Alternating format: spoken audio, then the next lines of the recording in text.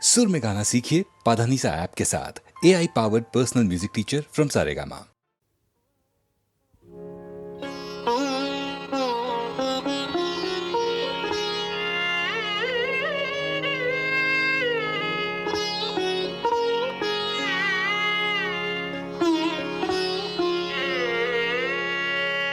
ये गर्व भरा मस्तक मेरा,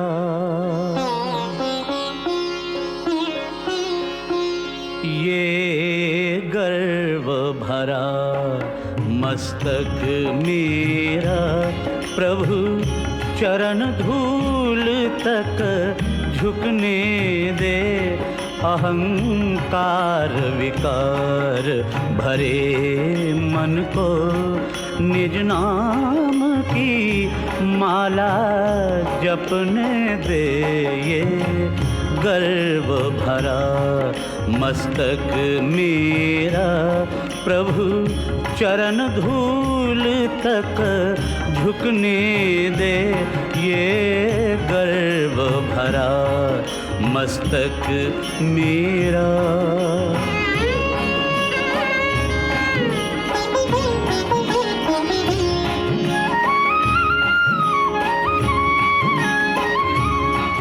मैं मन के मैल को धो ना सका, ये जीवन तेरा हो न सका। मैं मन के मैल को धो ना सका, ये जीवन तेरा हो न सका। हाँ, हो न सका। मैं प्रेमी हूँ इतना न झुका, गिर भी जो पड़ूं तो उठने दे। ये गर्व भरा मस्तक मेरा, प्रभु चरण धूल तक झुकने दे। ये गर्व भरा मस्तक मेरा।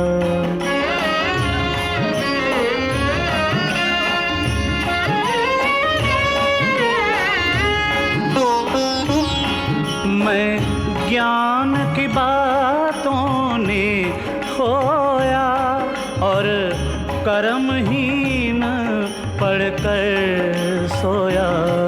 मैं ज्ञान की बातों ने खोया और कर्महीन पढ़कर सोया। जब आँख खुली तो मन रोया, जग सोए मुझको जगने दे। ये गर्व भरा मस्तक मेरा, प्रभु चरण धूल तक झुकने दे। ये गर्व भरा मस्तक मेरा।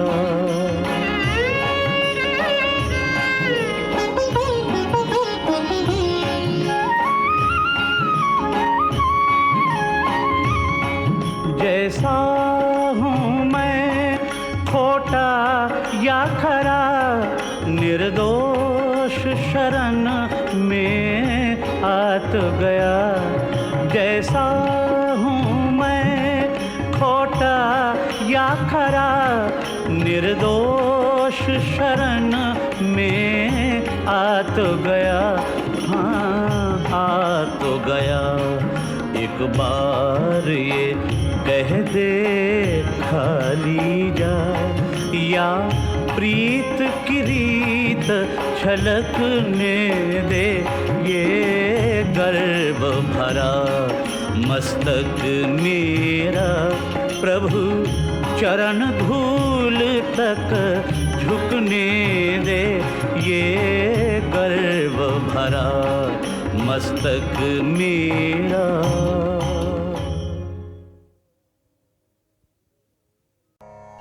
अर्जुन उवाच अथ व्यवस्थितान् दृष्ट्वा धार्तराष्ट्रान् कपिध्वजः प्रवृत्ते शस्त्रसम्पाते धनुरुद्यम्य पाण्डवः ऋषिकेशं तदा वाक्यम् इदमाह महीपते सेनयोरुभयोर्मध्ये रथं स्थापयमेच्युत। अर्जुन अपने मोर्चा बांधकर डटे हुए धृतराष्ट्र संबंधियों को देखते हैं, फिर अपना धनुष उठाकर ऋषिकेश श्री कृष्ण से कहते हैं, हे अच्युत, मेरे रथ को दोनों सेनाओं के बीच में खड़ा कीजिए। अच्युत अर्थात अटल, जो अपने स्थान से हटता नहीं, जिसका नाश नहीं हो सकता। श्री कृष्ण का एक नाम अच्युत भी था और अर्जुन अपने सारथी से दोनों सेनाओं के बीच में जाने को कह रहे हैं। अर्जुन ने श्री कृष्ण को इसलिए चुना था कि वो जानता था कि जब साक्षात भगवान उसके साथ हैं तो मतलब धर्म उसके साथ है। जिसके साथ धर्म होता है वो कभी हार नहीं सकता।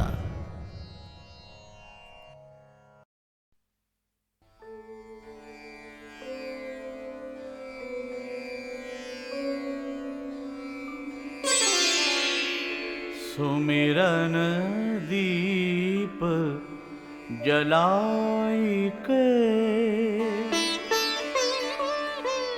करूं हृदय में ध्यान,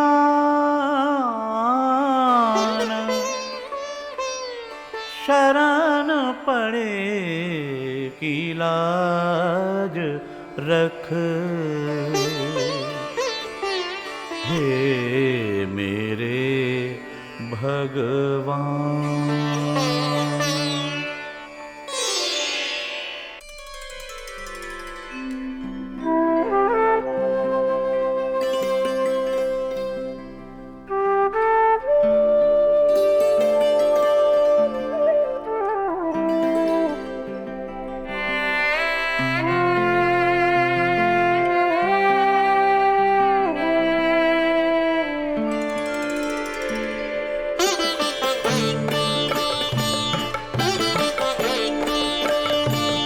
रख लाज मेरी गणपति, रख लाज मेरी गणपति, अपनी शरण मेरी लिए कर आज मंगल गणपति, अपनी कृपा अब कीजिए, रख लाज मेरी गणपति।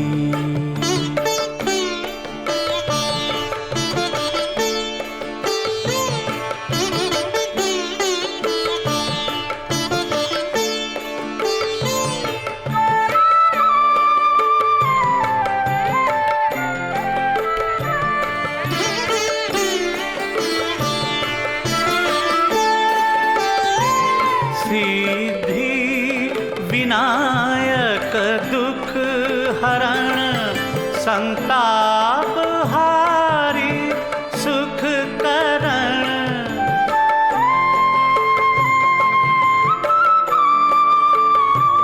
सिद्धि विनायक दुख हरण, संताप हारी सुख करण, संताप हारी सुख करण। करो प्रार्थना मैं नित प्रति, वरदान मंगल दीजिए, रख लाज मेरी गणपति।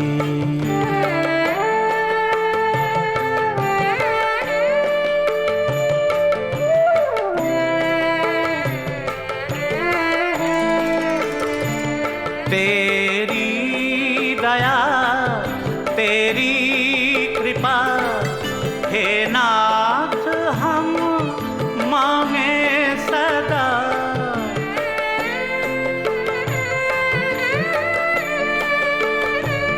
तेरी दया तेरी कृपा हे नाथ हम मांगे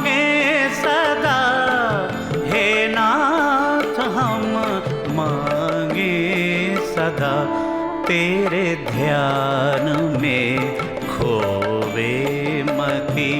प्रणाम मम अब लीजिए, रख लाज मेरी गणपति।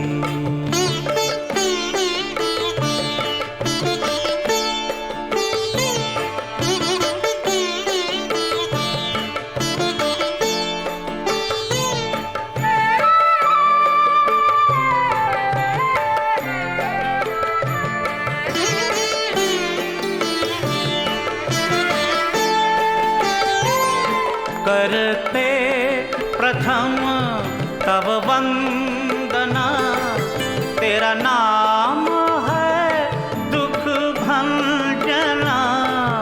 करते करते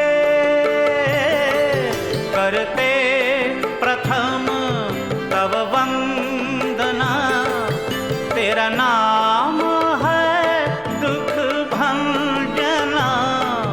तेरा नाम है दुख भंजना।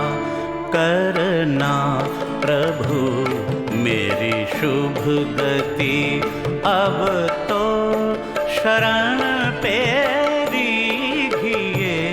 रख लाज मेरी गणपति, अपनी शरण में लीजिए। कर आज मंगल गणपति, अपनी कृपा अब कीजिए। रख लाज मेरी गणपति।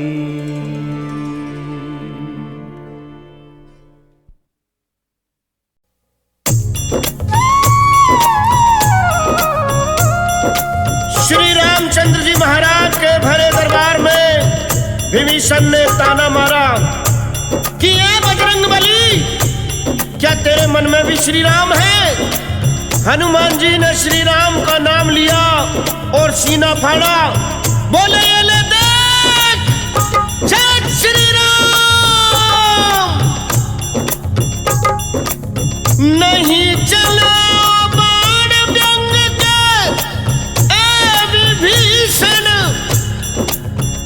ताना ना सह पाऊं, क्यों तोड़ी है माला तुझे ए लंकापति बतलाऊं।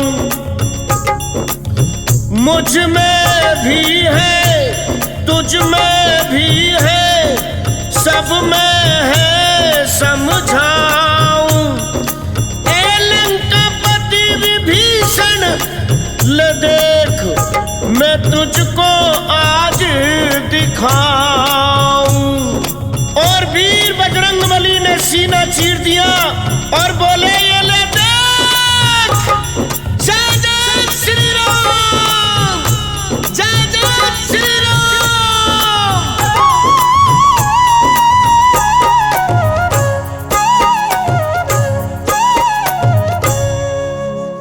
श्री राम जानकी बैठे हैं मेरे सीने में। श्री राम जानकी बैठे हैं मेरे सीने में। श्री राम जानकी बैठे हैं मेरे सीने में। श्री राम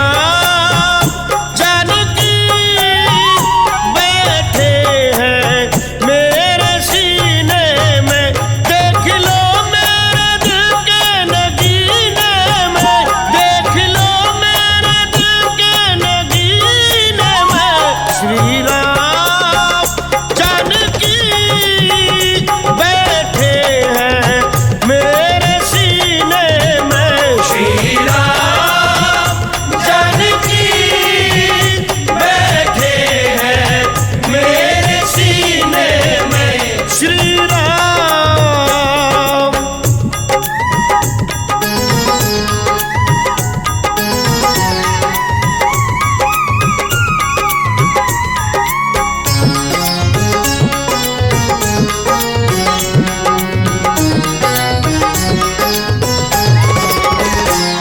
मुझको कीर्ति न वैभव न यश चाहिए, राम के नाम का मुझको रस चाहिए।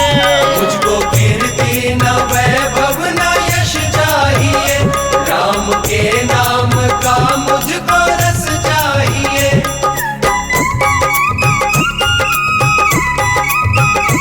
मुझको कीर्ति न वैभव न यश चाहिए, राम के नाम का मुझको रस चाहिए। सुख मिले ऐसे अमृत को पीने में, सुख मिले ऐसे अमृत को पीने में। श्री राम जानकी बैठे हैं मेरे सीने में। श्री राम जानकी बैठे हैं मेरे सीने में। श्री राम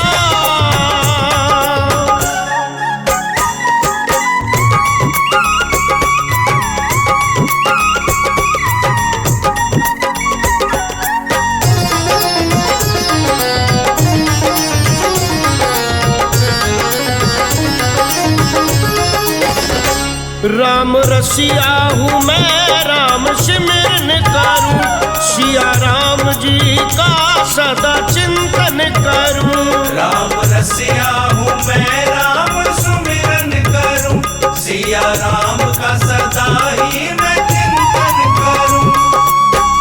अनमोल कोई भी चीज मेरे काम की नहीं, ऐ विभीषण दिखती अगर उसमें छवि सिया राम की नहीं।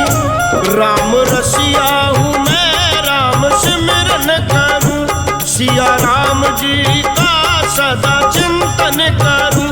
राम रसिया हूँ मैं, राम सुमिरन करूं, सिया राम का सदा ही मैं चिंतन करूं। सच्चा आनंद है ऐसे ही जीने में, सच्चा आनंद है ऐसे ही जीने में। श्री राम जानकी बैठे हैं मेरे सीने में। श्री राम जानकी बैठे हैं मेरे सीने में। श्री राम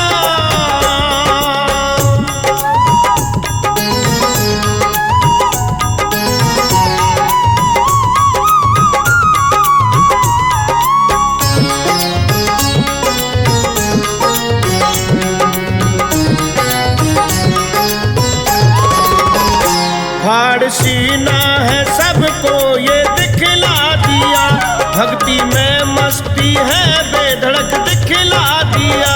फाड़ सीना है सबको ये दिखला दिया, भक्ति में मस्ती है बेधड़क दिखला दिया।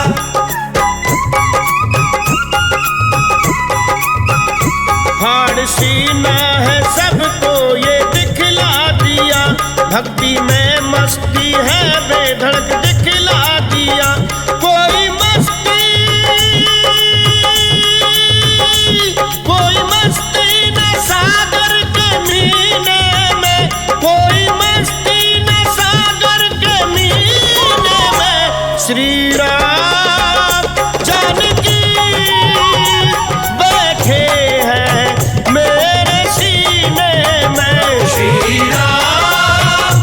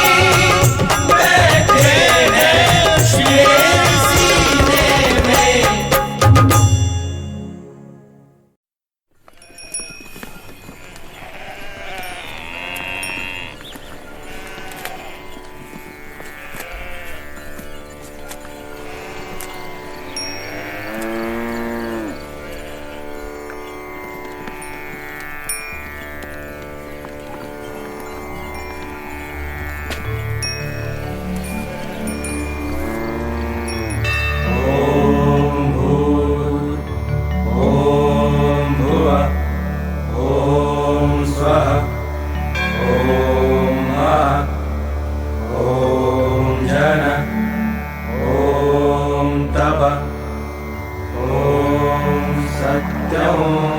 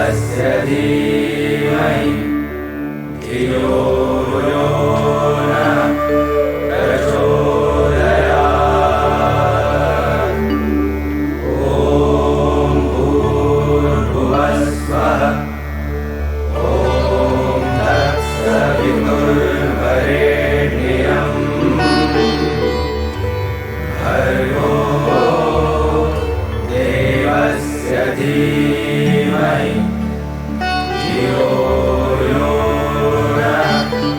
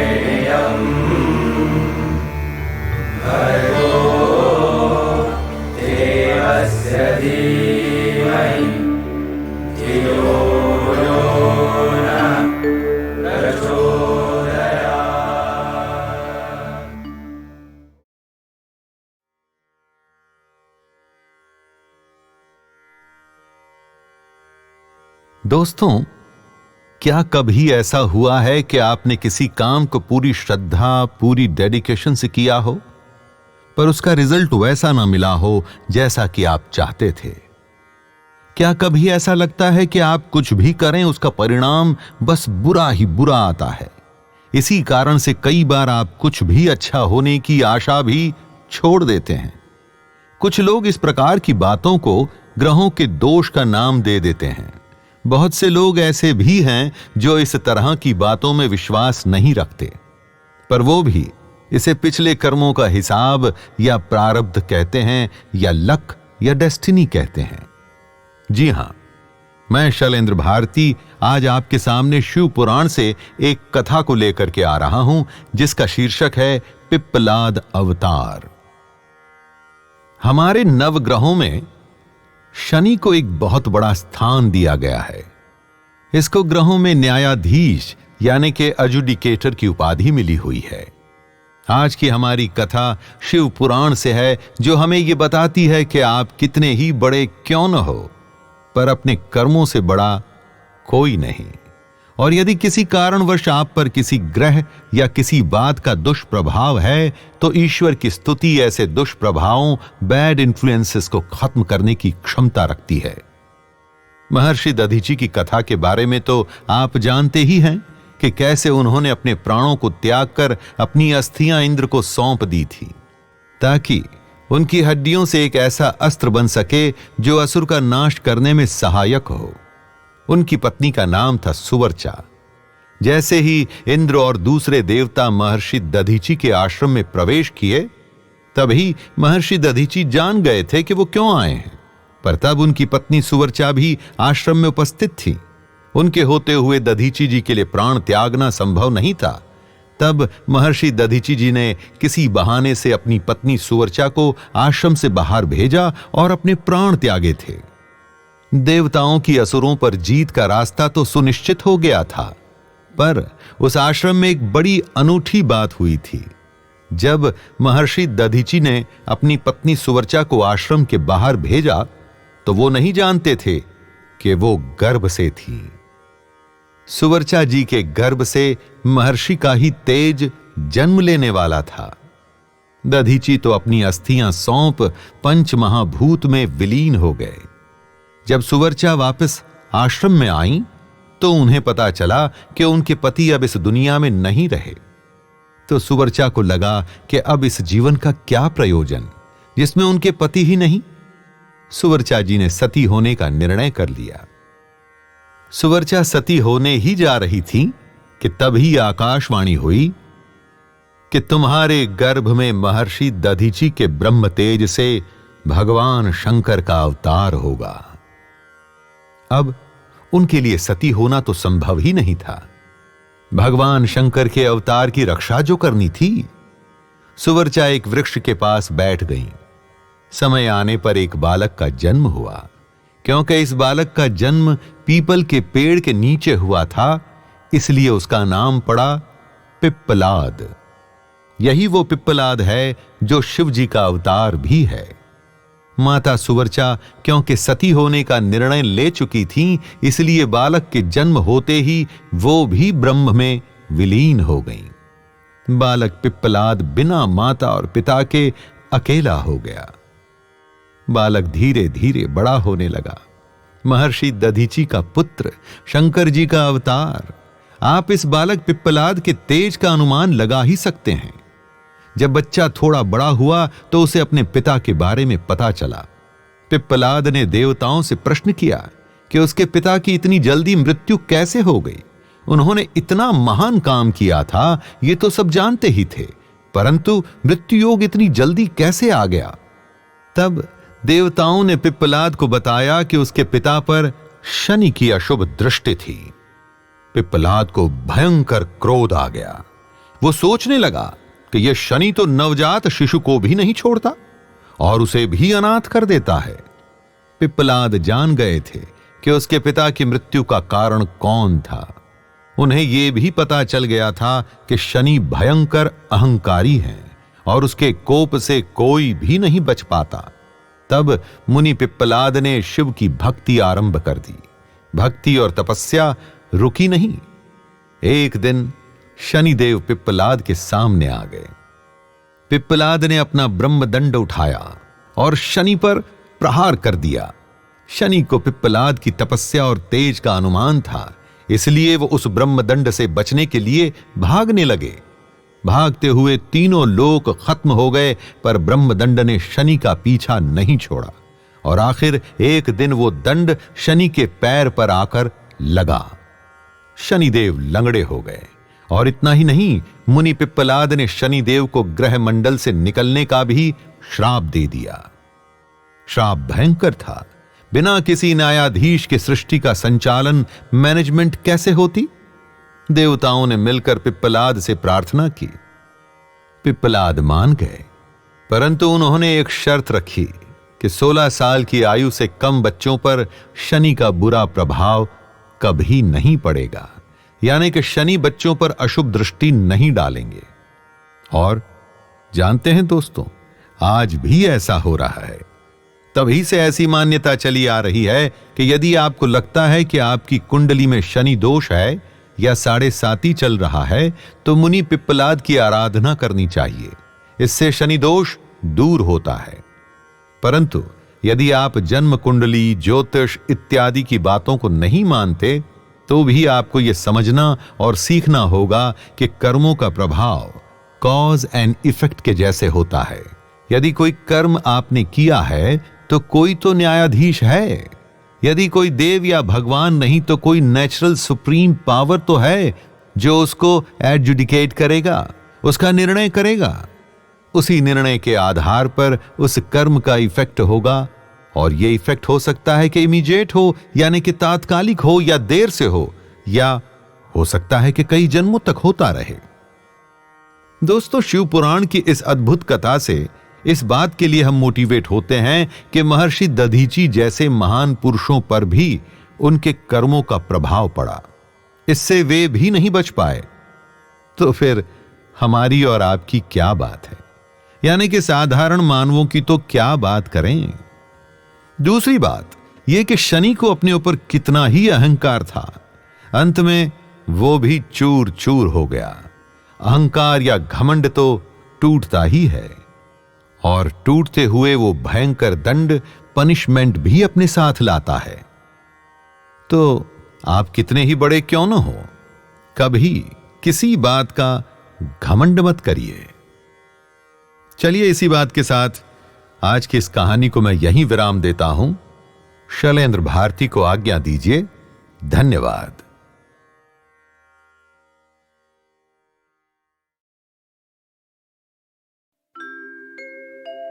मन रे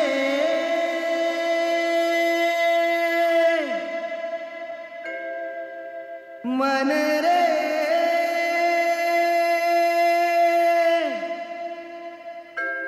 प्यार हरि के द्वार मिले, श्याम नाम भजो मन, हरि नाम भजो रे। श्याम नाम भजो मन, हरि नाम भजो रे। श्याम नाम भजो मन रे, प्यार हरि के द्वार मिले, श्याम नाम भजो मन, हरि नाम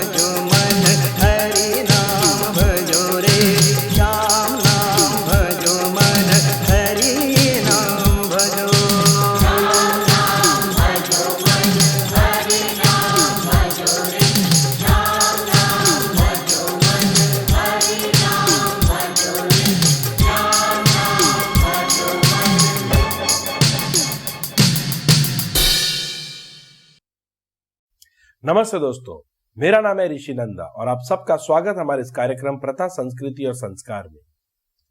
आपने कभी ध्यान दिया है कि जब आप खाना खाने बैठते हैं तो बड़े बुजुर्ग कहते होंगे, अरे तुम स्नान करके नहीं आए, पहले स्नान करके आओ फिर खाना खाना। कई बार बच्चे कहते हैं, अरे दादाजी मैं खाना खा लेता हूं ना, फिर स्नान करके आता हूं, लेट हो रहा है। दादाजी बोलेंगे, नहीं पहले स्नान करके आओ फिर खाना खाना। हमें लगता है डिसिप्लिन की बात है, जो जाहिर सी बात है, डिसिप्लिन की बात है, परंतु आप जानते हैं उसके पीछे एक और बड़ा ही इंपॉर्टेंट पॉइंट है, और वो ये है कि जब हम स्नान कर कर आते हैं तो हमारा ब्लड सर्कुलेशन बढ़ जाता है और फिर आके हम बैठते हैं, हम रिलैक्स हो जाते हैं, हमारी मसल्स और हमारे स्किन भी रिलैक्स हो जाते हैं, जिस कारण जो एक्स्ट्रा ब्लड फ्लो होता है हमारी मसल्स और स्किन का, वो हमारे स्टमक की ओर डायरेक्ट किया जाता है और वो एक्स्ट्रा ब्लड फ्लो हमारे स्टमक को मदद करता है खाने को पचाने में, मतलब डाइजेस्ट करने में। और अगर मान लीजिए आपने खाना पहले खा लिया और पेट भर के खा लिया, अच्छी तरह खाना खा लिया आपने, और फिर जाके आप स्नान करते हैं, आप नहाते हैं, और वो भी गर्म पानी से आप नहाते हैं, तो आपके बॉडी का ब्लड सर्कुलेशन बढ़ना शुरू हो जाता है, आपके मसल्स को और स्किन को वापस चला जाता है, जिस कारण अब हमारे स्टमक को तकलीफ होती है खाना डाइजेस्ट करने में, या वो और ज्यादा अधिक समय लेता है खाना डाइजेस्ट करने में, या कई बार वो फैट जो है वो स्टमक में जाके डेवलप हो जाता है। इसलिए अगली बार जब आप खाना खाएंगे तो ध्यान से पहले नहा लीजिए फिर खाना खाइए। धन्यवाद।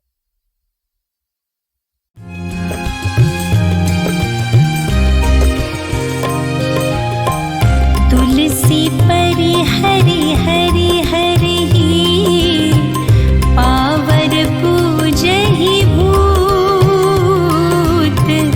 तुलसी परि हरि हरि हरि पावर पूजहि भूत। अंत भजी हत होहि गे गणिका के से पूत हो रामा, गणिका के से पूत। तुलसी परि हरि हरि हरि पावर पूजहि भूत। अंत भजिहत होहि गे गणिका के से पूत ओ रामा, गणिका के से पूत। तुलसीदास जी कहते हैं कि जो व्यक्ति प्रभु राम और भगवान शंकर की भक्ति त्याग कर भूत पिशाच की पूजा करते हैं, उनका अंत बहुत बुरा होता है। ऐसे दुष्टों को बुढ़ापे में समाज धुतकारता है। वो अकेलेपन में घुट घुट कर प्राण त्यागने पर विवश हो जाता है।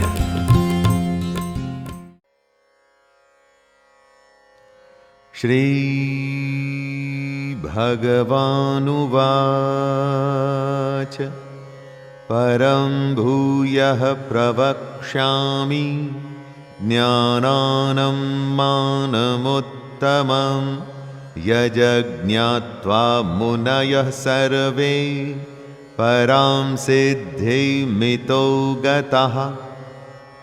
ज्ञान उस जल धारा की तरह है जो बड़े से बड़े पत्थर पर अपना प्रभाव छोड़ जाता है, लेकिन तभी जब वो निरंतर होता है। ज्ञान की साधना आसान नहीं है, लगे रहना पड़ता है। ऐसा ही कृष्ण इस श्लोक में कह रहे हैं। हे अर्जुन, समस्त ज्ञानों में भी सर्वश्रेष्ठ इस परम ज्ञान को मैं तेरे लिए फिर से कहता हूं। फिर से उस ज्ञान को बताएंगे जिसे जानकर बड़े बड़े ऋषि मुनि सिद्धि को प्राप्त हो गए थे। दोस्तों, कार चलती है लेकिन यह पता नहीं होता कि कहां जाना है। इसका ज्ञान उस ड्राइवर को ही होता है जो उसे चला रहा होता है। अगर आप चाहते हैं कि आप में और बिना ज्ञान के काम करने वाले में फर्क हो, तो ज्ञान हासिल करने की कोशिश करिए।